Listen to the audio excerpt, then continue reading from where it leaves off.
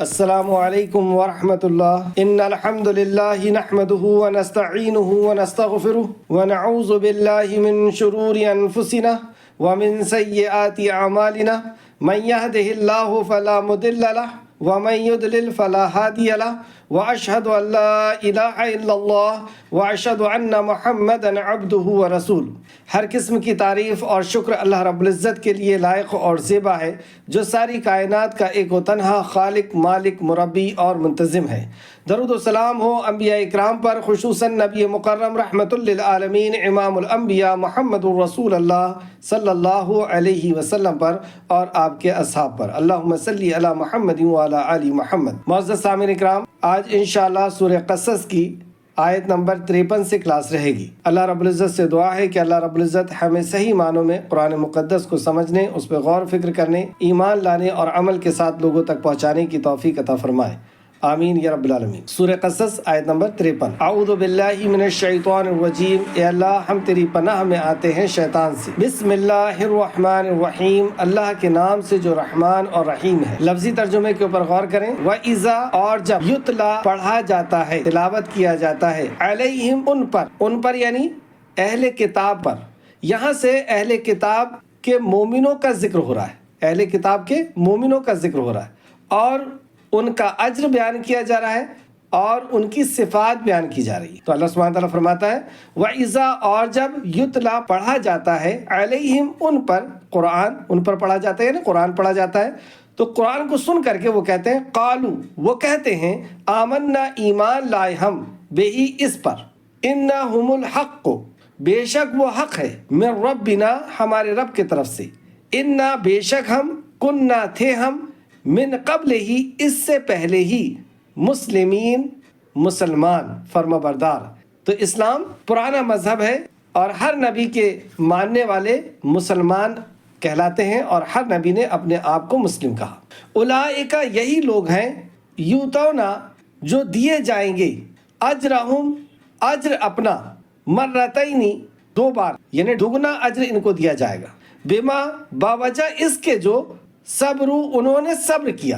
اب ان کی صفت بتائی جا رہی ہے کہ یہ صبر کرنے والے، استقامت والے تھے۔ وَيَدْرَعُونَ، اور وہ درگزر کرتے تھے، بِالْحَسَنَاتِ، ساتھ بھلائی کے، سیئۃ، برائی کو۔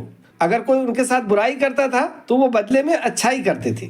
دوسری صفت، وَمِمَّا، اور اس میں سے جو، رَزَقْنَاهُمْ، رزق دیا ہم نے انہیں، يُنْفِقُونَ، وہ خرچ کرتے تھے۔ تیسری صفت، وَإِذَا، اور جب، سمعوا، وہ سنتے ہیں، لغو بات جب وہ سنتے ہیں، بیہودہ بات جب وہ سنتے ہیں، عارضو، وہ اعراض کرتے ہیں، انہو، اس سے، وقالو، اور وہ کہتے ہیں، انا، ہمارے لیے، اعمالنا، ہمارے اعمال ہیں، ولکم، اور تمہارے لیے، اعمالکم، اعمال تمہارے، سلام، سلام ہو، علیکم، تم پر، لا نبتغی، نہیں ہم چاہتے، جاہلین، جاہلوں کو، انا، بے شک آپ، لا تہدی، نہیں آپ ہدایت دے سکتے، من، جسے، احببتا، پسند کرے آپ، ولیکن اللہ، اور لیکن اللہ، یہدی، وہ ہدایت دیتا ہے، من یشاء، جسے وہ چاہتا ہے،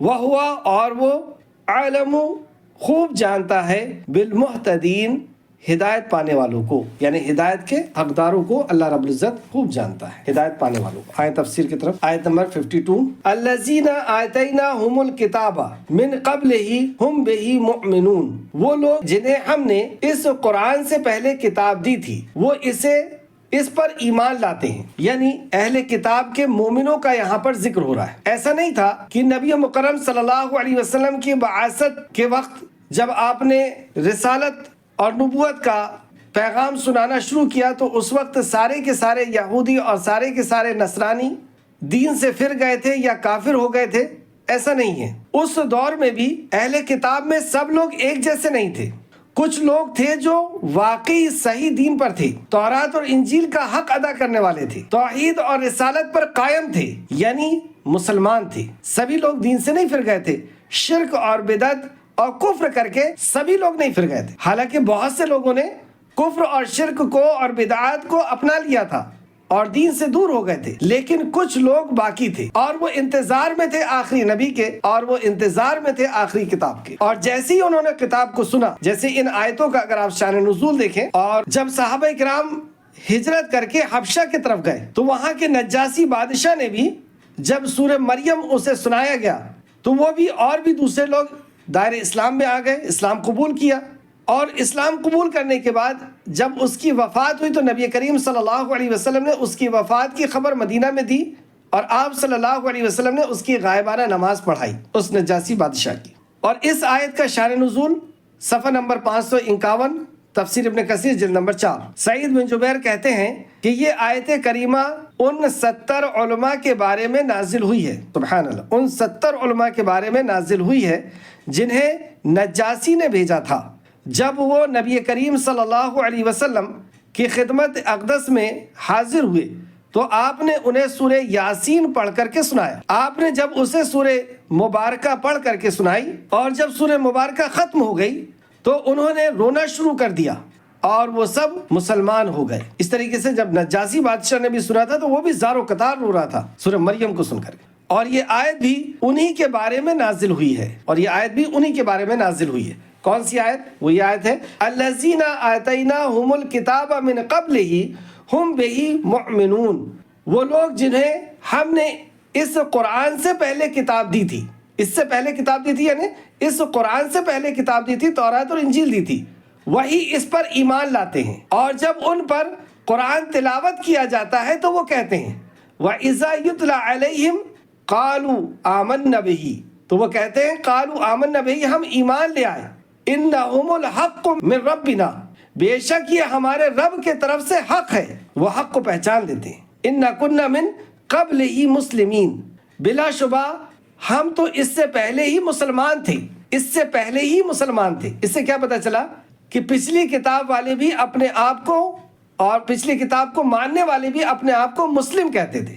اسلام مذہب یہ ابھی کا نہیں ہے کہ نبی کریم صلی اللہ علیہ وسلم سے شروع ہوا، سیدنا ابراہیم علیہ السلام نے بھی اپنے آپ کو مسلم کہا، اور پھر تورات اور انجیل کے جو صحیح طور پہ ماننے والے تھے وہ بھی اپنے آپ کو مسلم کہتے تھے اور تورات اور انجیل کو صحیح طریقے سے مانتے تھے۔ جیسے کہ آپ دیکھیں سورہ بقرہ آیت نمبر 121، سورہ بقرہ آیت نمبر 121، جن لوگوں کو ہم نے کتاب عنایت کی ہے وہ اس کو پڑھتے ہیں جیسے اس کے پڑھنے کا حق ہے۔ کیا حق ہے اس کے پڑھنے کا؟ کہ ایمان لائیں اور عمل کریں۔ تو اللہ نے فرمایا کہ جن کو ہم نے کتاب دی وہ اس کتاب کو ایسے پڑھتے ہیں جیسے اس کے پڑھنے کا حق ہے، یہی لوگ اس پر ایمان رکھتے ہیں، یہی لوگ ایمان رکھتے ہیں، ورنہ ایمان کا دعویٰ ہے۔ اگر ہم ایمان رکھتے ہیں تو اس کا حق ادا کریں کہ اس پر ایمان لائیں، اس پر عمل کریں، تبھی تو ہم ایمان والے ہوں گے۔ سورہ آل عمران آیت نمبر 199 میں اللہ رب العزت نے فرمایا 199، اور اہل کتاب میں سے بعض ایسے بھی ہیں جو اللہ پر اور اس کتاب پر جو آپ پر نازل کی گئی اور اس پر جو ان پر نازل کی گئی ایمان رکھتے ہیں۔ دیکھیں اللہ نے خبر دی کہ اہل کتاب میں سبھی لوگ ایک جیسے نہیں ہیں، کچھ لوگ ایسے ہیں جو اللہ پر ایمان رکھتے ہیں، یعنی توحید پرست ہیں، سبحان اللہ، اور جو آپ پر نازل کیا گیا اس پر بھی ایمان رکھتے ہیں، اور جو ان پہ نازل کیا گیا اس پر بھی ایمان رکھتے ہیں، اور اللہ کے آگے عاجزی کرنے والے ہیں۔ اسی طریقے سے سورہ بنی اسرائیل آیت نمبر 107 اور 108 میں اللہ سبحانہ تعالیٰ نے فرمایا بے شک جن لوگوں کو اس سے پہلے علم یعنی کتاب دیا گیا، جب ان کے سامنے اسے پڑھا جاتا ہے، یعنی پہلے سے وہ کتاب پڑھنے والے تھے تورات اور انجیل، اور جب ان کے سامنے اس کتاب کو پڑھا جاتا ہے تو وہ ٹھڈیوں کے بل سجدہ میں گر پڑتے ہیں۔ ٹھڈیوں کے بل کب گرتے ہیں؟ جیسے ابھی کسی کو گرنا ہے تو وہ گھٹنے ٹیکے گا، ہاتھ ٹیکے گا تاکہ اس کا چہرہ بچ جائے۔ یہاں اللہ سبحانہ تعالیٰ فرما رہا ہے کہ وہ جو کتاب کو پہچان لیتے ہیں کہ یہ تو وہی کتاب ہے جس کا ہم انتظار کر رہے تھے، یہ تو وہی نبی ہے جس کا ہم انتظار کر رہے ہیں، وہ ٹھڈیوں کے بل گر جاتے ہیں، یعنی بے اختیار گر جاتے ہیں۔ جب کوئی شخص بے اختیار گرتا ہے تبھی وہ چہرے کے بل یا ٹھڈی کے بل گرتا ہے، اور جب وہ بے اختیار نہیں گرتا تو وہ گھٹنے کو پہلے رکھے گا، ہاتھ کو پہلے رکھے گا۔ یعنی اللہ رب العزت کے کلام کو پہچان کر کے ان کی یہ حالت ہو جاتی ہے، سبحان اللہ، سجدہ ریز ہو جاتے ہیں اور کہتے ہیں کہ ہمارا پروردگار پاک ہے۔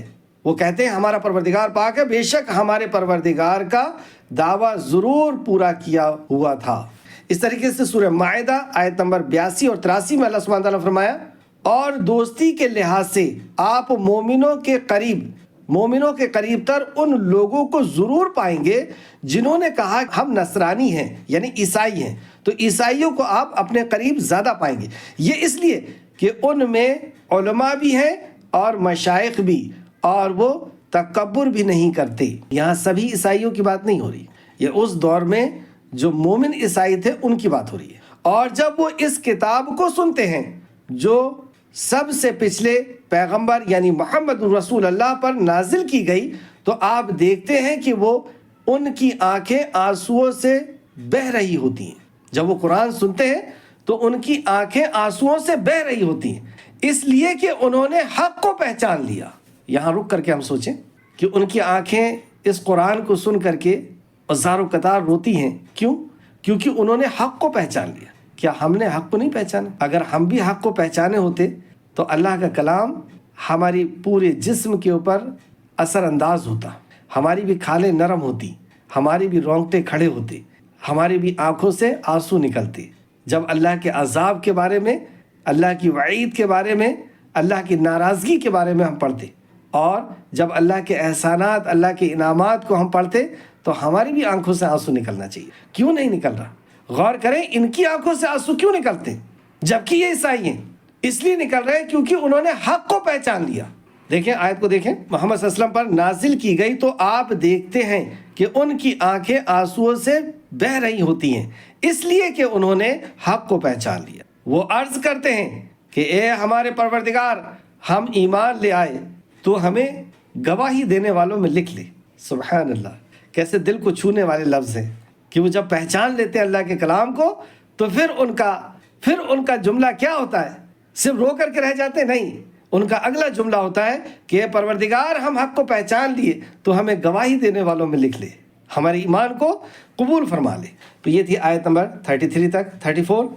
ان لوگوں کو ان کے 2 بار اجر دیا جائے گا، یعنی ان کو دگنا اجر دیا جائے گا۔ یعنی پہلے یہ لوگ تورات انجیل کو ویسا پڑھتے تھے جیسے اس کے حق تھا، یعنی ایمان لاتے تھے، عمل کرتے تھے، توحید پر قائم تھے، رسالت پر قائم تھے، اور انتظار میں تھے محمد رسول اللہ صلی اللہ علیہ وسلم کے اور قرآن کے۔ اور جیسی انہوں نے قرآن کو سنا تو وہ انہوں نے کہا کہ ہم مسلم پہلے بھی تھے اور ابھی بھی ہیں، ہم نے فوراً اس پہ ایمان لیا ہے۔ تو ایسے لوگوں کو اللہ رب العزت فرما رہا ہے کہ ان کو دگنا اجر ملے گا، جو یہ عمل کریں گے اس کا ڈبل اجر ملے گا۔ اس تعلق سے ایک حدیث دیکھیں جو متفق علیہ روایت ہے، تو دگنا اجر پانے والے جو ایمان والے ہیں۔ ابو موسیٰ اشعری رضی اللہ عنہ سے روایت ہے کہ رسول اللہ صلی اللہ علیہ وسلم نے فرمایا 3 قسم کے لوگ ہیں جن کو دگنا بدلہ دیا جائے گا، یعنی وہ جو عمل کرتے ہیں اس کا ڈبل بدلہ دیا جائے گا، دگنا اجر دیا جائے گا۔ پہلا، اہل کتاب میں سے وہ شخص جو اپنے نبی پر ایمان لایا، پھر میرے ساتھ بھی ایمان لایا۔ پہلے بھی وہ اپنے نبی کے ساتھ ایمان میں تھا، جیسی نبی مکرم نے اعلان کیا اپنی نبوت کا، اور پھر وہ اسی ایمان لے آیا۔ جیسے عبداللہ بن سلام رضی اللہ عنہ پہلے یہودی تھے، پھر فوراً اسلام میں آ گئے، اور بھی دوسرے صحابی ہیں۔ دوسرا، وہ غلام جو اللہ تعالیٰ کا حق ادا کرتا ہے اور اپنے مالک کا بھی حق ادا کرتا ہے۔ وہ غلام جو اپنے اللہ کا بھی حق ادا کرتا ہے، مالک کا بھی حق ادا کرتا ہے۔ تیسرا، وہ انسان جس کے پاس لونڈی تھی، چنانچہ اس نے اسے اچھی تربیت دی، یعنی اسے ادب سکھایا، اچھی تربیت دی، ادب سکھایا، پھر اسے آزاد کیا، پھر اس سے نکاح کیا، اس کو بھی ڈبل اجر ملے گا۔ ایک تو لونڈی تھی تو اسے اچھا تعلیم بھی دیا اور اسے آزاد کر دیا، اور آزاد کرنے کے بعد پھر نکاح کر دیا، کتنا اس کے اوپر احسان پہ احسان کرتا چلا گیا، تو اس کو بھی ڈبل اجر دیا جائے گا۔ بخاری شریف حدیث نمبر 97، اور بخاری نے دوسری جگہ بھی اس کو روایت کیا، بخاری شریف حدیث نمبر 5083 اور امام مسلم نے حدیث نمبر 97 میں اس کو نقل کیا ہے۔ ایک اور حدیث دیکھیں، امام احمد رحمۃ اللہ علیہ نے ابو امامہ رضی اللہ عنہ سے روایت کیا ہے کہ میں فتح مکہ کے دن، جس دن مکہ فتح ہوا تھا، اس دن رسول اللہ صلی اللہ علیہ وسلم کے سواری کے پاس تھا کہ آپ نے ایک بہت اچھی اور خوبصورت بات بیان فرمائی۔ آپ نے منجملہ دیگر باتوں کے یہ بھی فرمایا، منجملہ یعنی اور بھی باتیں بیان فرمائی تھی، اور اس کے ساتھ آپ نے یہ بھی بیان فرمایا، 2 کتابوں والوں میں سے جو اسلام قبول کر لے اسے دگنا بدلہ دیا جائے گا، مطلب اس کے لیے دگنا بدلہ ہے۔ 2 کتاب والوں میں سے یعنی یہودی اور نصرانی میں سے اگر کوئی اسلام قبول کر لیتا ہے، یہودی اور عیسائی میں سے اگر کوئی اسلام قبول کر لیتا ہے تو اس کو 2 اجر۔ اس کے حقوق و فرائض ہمارے حقوق و فرائض ہی کی طرح ہوں گے، یعنی ہماری جو شریعت ہے وہی شریعت اس کے اوپر بھی رہے گی۔ اور مشرکین میں سے جو شخص اسلام قبول کرے تو اسے ایک اجر ملے گا، اور اس کے حقوق و فرائض ہمارے حقوق و فرائض ہی کی طرح ہوں گے۔ یہ آپ نے فتح مکہ کے دن فرمایا تھا۔ مسند احمد جلد نمبر 5 صفحہ نمبر 259 تو یہاں پہ ہم نے دیکھا آیت نمبر 54 میں واپس آئیں، ان لوگوں کو ان کا دگنا اجر دیا جائے گا، 2 بار اجر دیا جائے گا۔ کیوں؟ اب ان کی صفت بتائی جا رہی ہے۔ پہلی صفت، کیونکہ انہوں نے صبر کیا۔ صبر کرنا یعنی استقامت اختیار کرنا۔ ان کے اوپر کیا پریشانیاں نہیں آئی ہوں گی؟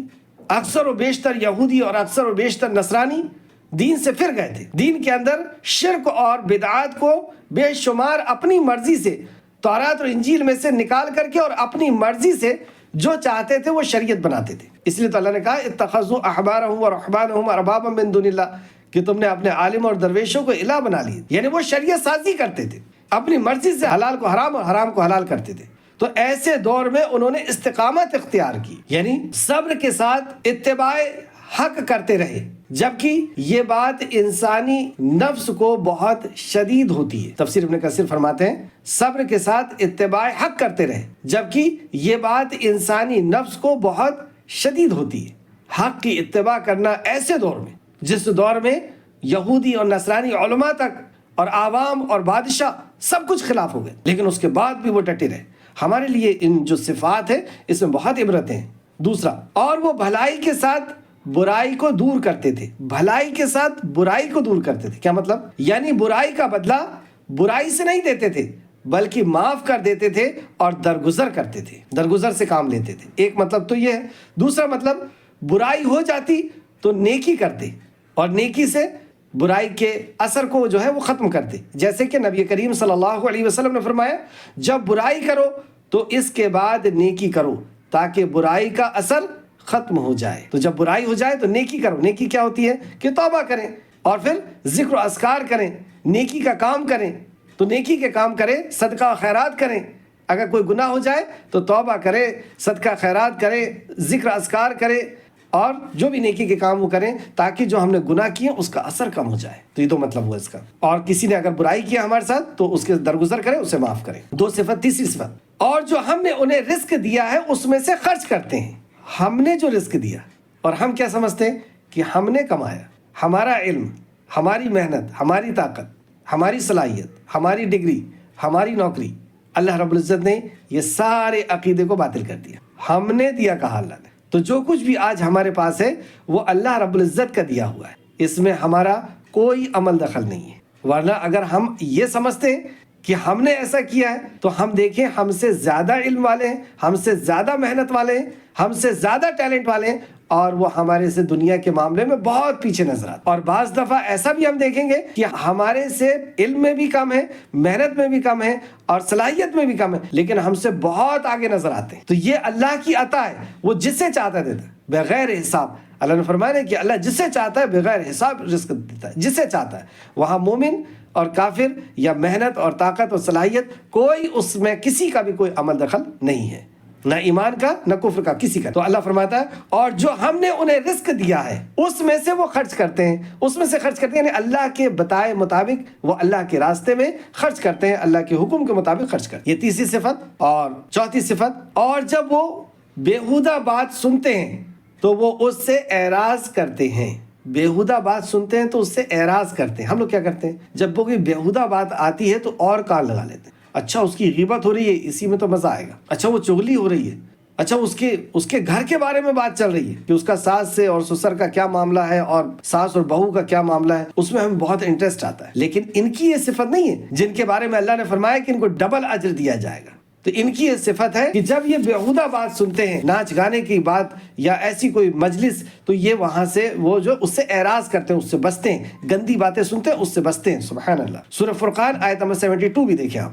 سورہ فرقان آیت نمبر 72 اللہ فرماتا ہے اور جب وہ بیہودہ چیزوں کے پاس سے گزرتے ہیں تو عزت و وقار سے گزر جاتے ہیں، عزت و وقار سے وہاں سے گزر جاتے ہیں، یعنی ان کے اندر وقار بھی باقی رہتا ہے، عزت بھی باقی رہتی ہے، کھو نہیں دیتے وہ کہ اسی بیہودہ باتوں میں وہ لگ گئے۔ سبحان اللہ۔ اللہ ہم سب کو توفیق عطا فرمائے کہ چغلی، غیبت اور موسیقی یعنی گانا بجانا اور اس قسم کی سے ہم اللہ رب العزت ہمیں بچائے. یہ چوتھی صفت تھی. اور کہتے ہیں ہمارے لیے ہمارے اعمال ہیں اور تمہارے لیے تمہارے اعمال ہیں. یعنی ان لوگوں کو جو ایسی بیہودہ بات کرتے ہیں وہاں سے وہ گزر بھی جاتے ہیں، اعراض بھی کرتے ہیں اور ان سے یہ کہتے ہیں کہ تمہارے لیے تمہاری بات ہے، یعنی تم جو عمل کر رہے ہو وہ تمہیں ملے گا اور ہم جو عمل کریں گے وہ ہمیں ملے گا. تمہیں سلام ہو. تو یہاں پہ قطع تعلقی والا سلام ہے کہ ہمارا تمہارا کوئی تعلق نہیں، سلام ہو. اور ہم جاہلوں کو نہیں چاہتے، ہم جاہلوں کو نہیں چاہتے. تو یہ جہالت ہے. کیا جہالت ہے؟ کہ ہم بری بات سن کر کے اور انہی کے ساتھ لگ جائیں یا بری بات کریں. اللہ ہم کو ایسی جہالت سے محفوظ رکھے. آیت نمبر 56. تو یہ تھی صفات ان یہودی اور نصرانی مسلمانوں کی، ایمان والوں کی، اور یہی صفات ہر دور کے ایمان والوں کی رہتی ہے. ایسا نہیں کہ وہی کتاب کے ایمان والوں کی صفت ہے ہماری نہیں ہے. تو ہر دور کے ایمان والوں کی یہی صفت رہتی ہے جو ہم نے دوسرے مقام پر بھی پڑھا ہے اس قسم کی باتیں. بہرحال آگے آئے آیت نمبر 56. انک لا تہدی من احببت ولکن اللہ یہدی من یشاء وہو اعلم بالمہتدین. وجہ بھی بتایا اللہ رب العزت نے کہ کیوں اللہ رب العزت ہدایت دیتا. وہو اعلم بالمہتدین. دیکھیں ترجمہ. اے نبی مکرم صلی اللہ علیہ وسلم، بے شک جسے آپ چاہیں ہدایت نہیں دے سکتے، بلکہ اللہ ہی جسے چاہتا ہے ہدایت دیتا ہے اور وہ ہدایت پانے والوں کو خوب جانتا ہے. کیوں ہدایت دیتا اللہ ہی؟ کیوں نہیں کسی اور کے ہاتھ میں دیا؟ کیونکہ اللہ خوب جانتا ہے کہ ہدایت کا حقدار کون ہے، ہدایت کا طلبگار کون ہے، کون اللہ کی عبادت کرنا چاہتا ہے اور کون منمانی زندگی جینا چاہتا ہے. تو جو اللہ کی عبادت کرنا چاہتا ہے، اس کا فرما بردار ہونا چاہتا ہے، اللہ اس کے دل کو جانتا ہے. پھر اللہ رب العزت اسے ہدایت دیتا ہے. یعنی اللہ رب العزت زبردستی اپنی عبادت کسی سے نہیں کرانا چاہتا. اگر بندے کو اللہ نے بے شمار نعمتیں دے کر کے اسے آزادی دے دی کہ ان نعمتوں کو دیکھ، اللہ رب العزت کے احسانات کو جان اور اللہ کی پکڑ کو جان، اور اگر یہ جان کر کے ایمان لا کر کے تو اللہ کی طرف آنا چاہتا ہے تو اللہ ہدایت دے گا اسے ایمان. اس آیت کا شان نزول یعنی یہ آیت کب نازل ہوئی، ایسے کون سے حالات تھے مکہ کے اندر اور آپس میں کیا باتیں ہو رہی تھی کہ یہ آیت نازل ہو گئی، اس کو کہتے ہیں شان نزول. صحیح بخاری و مسلم میں ہے کہ یہ آیت کریمہ رسول اللہ صلی اللہ علیہ وسلم کے چچا ابو طالب کے بارے میں نازل ہوئی ہے. بخاری شریف حدیث نمبر 4772 اور مسلم شریف میں بھی یہ حدیث ہے، حدیث نمبر 24. ابو طالب آپ کی تائید و حمایت کرتا تھا.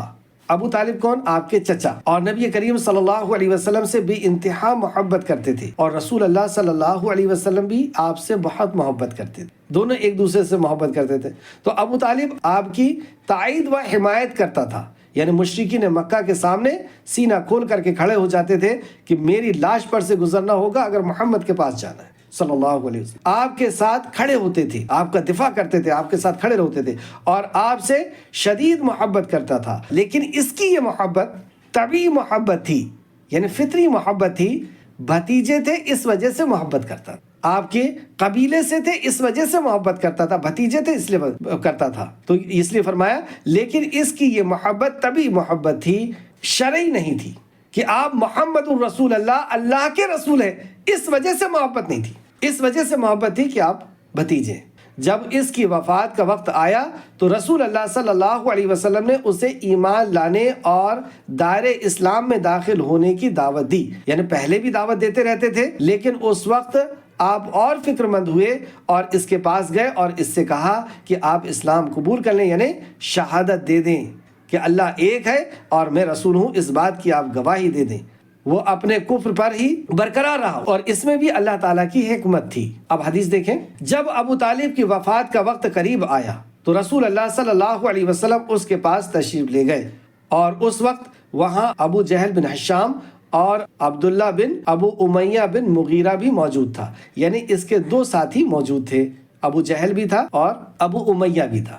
دیکھیں غلط ساتھی کے ہونے سے کتنا نقصان ہو. دوست اگر ہمارا ساتھی اگر غیر ایمان والا ہے، اللہ کے اوپر توحید والا نہیں ہے، تو اس کا نقصان کتنا ہوتا ہے. اور ویسے بھی آپ دیکھیں قرآن میں ایک جگہ اللہ نے فرمایا کہ جہنمی جب جہنم میں ہوگا تو کیا کہے گا؟ فلانن خلیلا، کاش میں نے فلانے کو دوست نہ بنایا ہوتا، خلیل نہ بنایا ہوتا. وہ دوست ہی تھا جب حق میرے سامنے آ گیا اور اس نے مجھے گمراہ کر دیا. تو دوستی کی بہت اہمیت ہے ہماری زندگی کے اندر. یہ ابو جہل اور عبداللہ بن ابو امامہ یہ جو ہے یہ عبد المطلب کے ساتھی تھے اور یہ بھی اس وقت ان کی موت کے قریب وہاں پہ پہنچے ہوئے. تو رسول اللہ صلی اللہ علیہ وسلم نے کہا چچا جان لا الہ الا اللہ کہہ دیجئے. یہ ایک کلمہ جس کی بنیاد پر جس کی بنیاد پر میں آپ کے لیے اللہ تعالیٰ سے جھگڑ سکوں گا. کیسے جھگڑوں گا؟ کہ اللہ اسے عذاب نہ دے، اس نے تیرے توحید کو قبول کر لیا، تیری وحدانیت کا اس نے اقرار دے دیا، سارے باطل معبود کا اس نے انکار کر دیا. اے چچا جان آپ لا الہ الا اللہ کا اقرار کر لیجئے. تو ابو جہل اور عبداللہ بن ابو امیہ نے کہا، تو وہ فوراً ان لوگوں نے منہ مار دیا. اس نے ابو جہل اور عبداللہ بن ابو امیہ نے کہا ابو طالب کیا عبد المطلب کے دین کو چھوڑ دو گے؟ کیا اپنے باپ کے دین کو چھوڑ دو گے؟ رسول اللہ صلی اللہ علیہ وسلم اپنی بات پیش کرتے رہے. رسول اللہ اپنی بات پیش کرتے رہے کہ لا الہ الا اللہ کہہ دیجئے، اور یہ دونوں بھی اپنی بات پر اڑے رہے، حتیٰ کہ اس نے آخر الفاظ یہ کہے کہ میں عبد المطلب کے دین پر ہوں، اور اس نے لا الہ الا اللہ پڑھنے سے انکار کر دیا. رسول اللہ صلی اللہ علیہ وسلم نے فرمایا اللہ کی قسم جب تک مجھے منع نہیں کر دیا جاتا میں تمہارے لیے بخشش مانگتا رہوں گا. تو اس موقع پر اللہ تعالیٰ نے یہ آیت کریمہ نازل فرمائی، سورہ توبہ آیت نمبر 113. پیغمبر اور مسلمانوں کو شایع نہیں، یعنی اس کی شان نہیں کہ جب ان پر ظاہر ہو گیا کہ مشرک اہل دوزخ ہی ہے تو اس کے بعد ان کے لیے بخشش مانگے، گو یعنی بھلے ہی وہ ان کے قریبی دار ہی کیوں نہ ہوں. اور ابو طالب کے بارے میں یہ آیت کریمہ نازل ہو گئی. بخاری شریف حدیث نمبر 4772، مسلم شریف حدیث نمبر 24. تو اس سے کیا پتہ چلا کہ نبی کریم صلی اللہ علیہ وسلم نے بہت چاہتے تھے کہ چچا کو ہدایت مل جائے، لیکن اللہ رب العزت کی یہ مشیت تھی اور اللہ رب العزت کی حکمت تھی. اللہ جانتا تھا کہ یہ اسی دین کو پسند کرتے ہیں اور محمد رسول اللہ کے دین کو پسند نہیں، یعنی توحید کو یہ پسند نہیں کرتے. اور آخر تک رسول اللہ نے توحید کی دعوت دی لیکن انہوں نے قبول نہیں کیا. اس سے ہمیں کیا نصیحت ملتی ہے؟ اس طرح اور بھی دوسری آیتیں ہیں، دوسرے مقام پر بھی ہے. سورہ بقرہ آیت نمبر 272 میں بھی دیکھ سکتے ہیں آپ، 272. اے محمد رسول اللہ آپ لوگوں کو ہدایت کے ذمہ دار نہیں ہیں بلکہ اللہ ہی جسے چاہتا ہے ہدایت بخشتا ہے. سورہ یوسف آیت نمبر 103 میں بھی ہے. اور بہت سے آدمی اگرچہ آپ حرص رکھتے ہیں کہ وہ ایمان لے آئیں، وہ ایمان لانے والے نہیں ہیں. آپ لالچ رکھتے ہیں، آپ حرص رکھتے ہیں کہ وہ ایمان لا لے، لیکن وہ ایمان لانے والے نہیں ہیں. اس سے عبرت اور نصیحت کیا ملتی ہے؟ ہم کسی سے رشتہ قائم کرتے وقت یہ نہ سوچیں کہ ہم سمجھا لیں گے، ہم صحیح راستے پر لا لیں گے. ابھی غیر ایمان والے ہیں یا مشرک سے نکاح کرتے وقت ہم یہ خیال نہ کریں، غیر ایمان والے سے اور مشرک سے نکاح کرتے وقت ہم یہ خیال نہ کریں کہ ہم اسے سمجھا لیں گے، میں نے اتنے لوگوں کو سمجھایا ہے اس کو بھی میں سمجھا لوں گا. استغفر اللہ. یہ اللہ کے اختیار کی چیز ہے، اور اللہ کے اختیار کی چیزیں اللہ رب العزت ایسے جرم سے ہمیں بچائے کہ ہم یہ سوچیں کہ جو کام اللہ کرتا ہے نعوذ باللہ وہ ہم کر لیں. تو یہ ہدایت کا اختیار صرف اللہ رب العزت. کوئی اگر توحید پر نہیں ہے اور ہم یہ سوچیں کہ توحید پر آ جائے گا، میں لا لوں گا، بہت اچھا ہے اور بات سنتا ہے، اور اپنی بچی کا یا خود ہم نکاح کر لیں، تو یہ ہمارے لیے تباہی کا باعث بھی بن سکتا ہے. اگر اسے اللہ نے ہدایت نہیں بخشی، وہ ہدایت کا حقدار نہیں ہوا، تو تباہی کر دے گا. چلیں آیت کو پھر سے دیکھیں، آیت نمبر 56. اے نبی مکرم صلی اللہ علیہ وسلم بے شک جسے آپ چاہیں ہدایت نہیں دے سکتے بلکہ اللہ ہی جسے چاہتا ہے ہدایت دیتا ہے، اور وہ ہدایت پانے والوں کو خوب جانتا ہے. یعنی کس کے دل میں ہدایت کی تڑپ ہے، کون ہدایت کا حقدار ہے، خوب جانتا ہے. وہ مشرکین مکہ کہتے ہیں، دیکھیں پچھلے کلاس میں ہم نے پڑھا تھا کہ مشرکین مکہ نے اسلام قبول نہ کرنے کی ایک اپنی بات رکھی تھی کہ جیسے موسیٰ علیہ السلام کو معجزے دیے گئے، آپ کو کیوں نہیں دیے گئے؟ اگر آپ کو معجزے دیے جائیں گے تو ہم اسلام لاتے ہیں. یہاں پر دیکھیں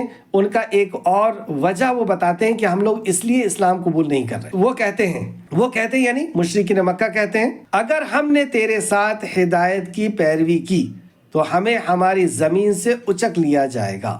یہ کہتے یعنی ہدایت کی پیروی کرنے میں کیا سوچ ان کی رکاوٹ بن رہی ہے کہ اگر ہم نے آپ کی ہدایت کی پیروی کی تو ہمیں زمین سے اچک لیا جائے گا، یعنی ہمیں زمین میں جینے نہیں دیا جائے گا. اور یہ سوچ آج بھی مسلمانوں اور مشرکوں کی، خاص طور سے مشرکوں کی ہے کہ اگر ہم نے نبی مکرم صلی اللہ علیہ وسلم کی شریعت پر عمل کرنے لگے، یعنی ہم توحید پر آ جائیں، رسالت پر آ جائیں، اتباع پر آ جائیں، بدعات کو چھوڑ دیں. جیسے یہ مہینہ خاص طور سے آپ دیکھیں کئی بدعات کا ہے، جبکہ حرمت والا مہینہ ہے، حرمت والا مہینہ کہ اس مہینے میں جنگ و جدال اللہ رب العزت نے جب سے دنیا قائم کیا جب سے حرمت والا کہہ دیا، لیکن اس کے باوجود آپ دیکھیں اسی مہینے میں نئے نئے قسم کے شرک ایجاد کر کہ کنڈے ہوگا اور فلاں ہوگا اور فلاں ہوگا اور بدعات بھی، اور الگ الگ نمازیں، الگ الگ ذکر اور بھی کئی چیزیں اس مہینے میں لا کر کے لاتی ہے۔ اور اب وہ سوچ رہا ہے کہ نہیں، صحیح دین تو مجھے پتہ چل گیا کہ یہ شرک ہے، یہ بدعت ہے اور یہ حرام چیز ہے، اگر میں چھوڑ دوں گا تو میں زمین میں مجھے اچک لیا جائے گا، میرے سے رشتہ کون کرے گا، میرے دکان میں کون آئے گا، ہو سکتا ہے مجھے جاب سے نکال دے، میری داڑھی ہے، ہو سکتا ہے اگر میں نے حجاب کرنا شروع کر دی تو رشتے نہیں آئیں گے کہ یہ تو ملانی بن گئی ہے، ہو سکتا ہے کہ ایسا۔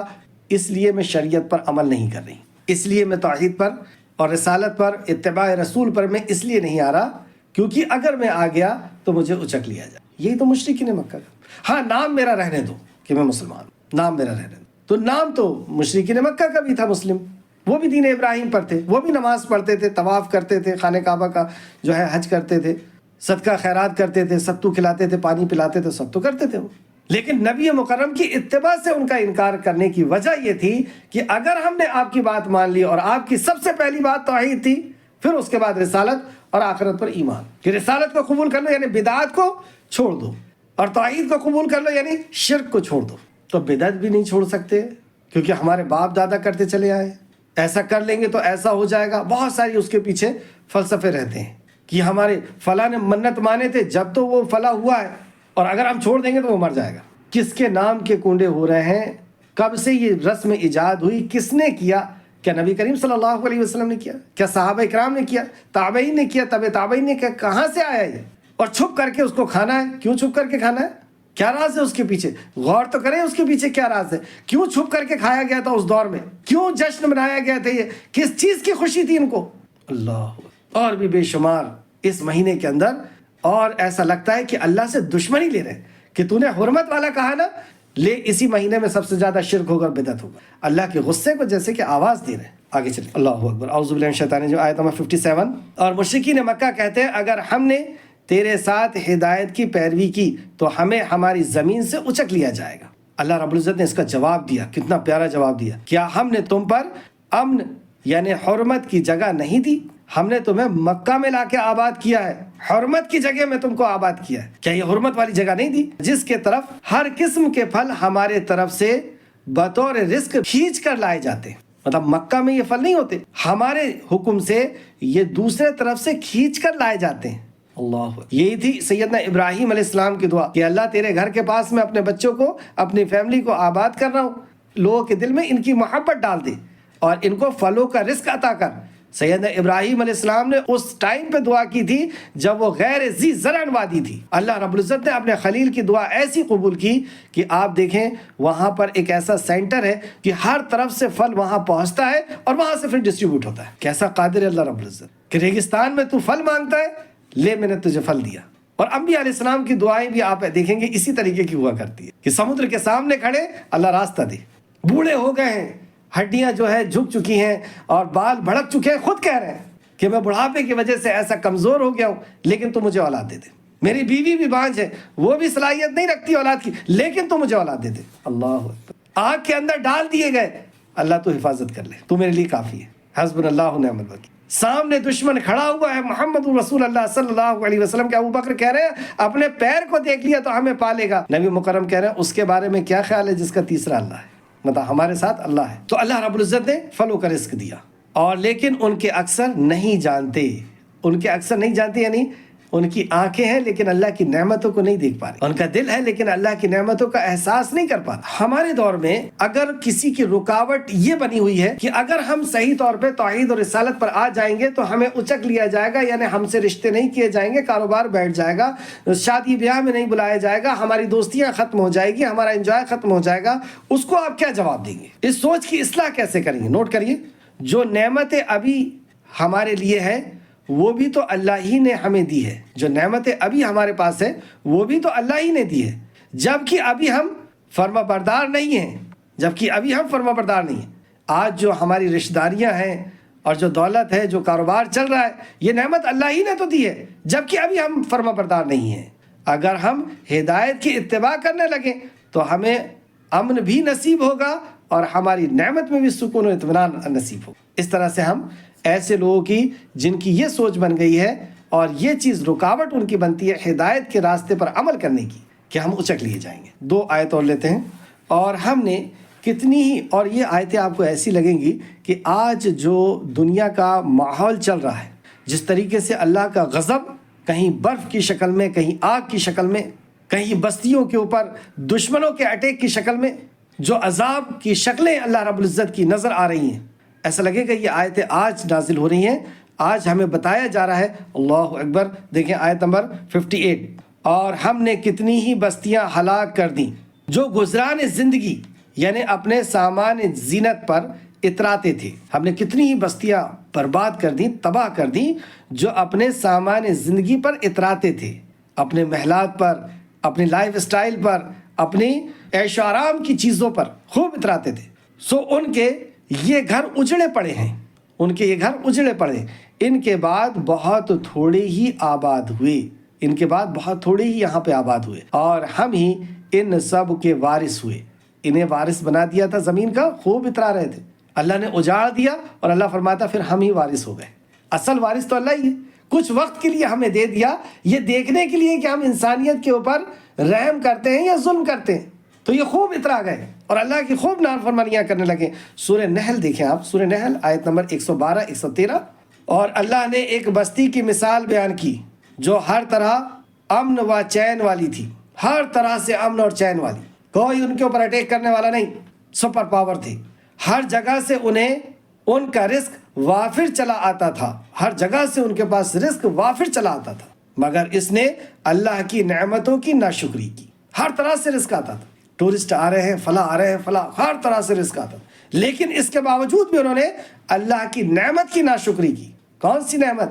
وحی کی نعمت، نبی کی نعمت، دین کی نعمت، یہ نعمتوں میں سب سے بڑی نعمت، تو اللہ کی نعمتوں کی ناشکری کی، تو اللہ نے ان کے اعمال کے سبب ان کو بھوک اور خوف کا لباس پہنا دیا، بھوک اور خوف کا لباس چکھا دیا۔ بھوکے بھی ہیں آج ٹینٹوں میں اور دوسرے کے ٹکڑوں پہ، اور خوف کے اندر بھی ہیں، اور بلا شبہ ان کے پاس انہی میں سے ایک پیغمبر آیا تو انہوں نے اس کو جھٹلایا، سو ان کو عذاب نے آ پکڑا اور وہ ظالم تھے۔ کیوں عذاب نے آ پکڑا؟ کیونکہ وہ ظالم تھے۔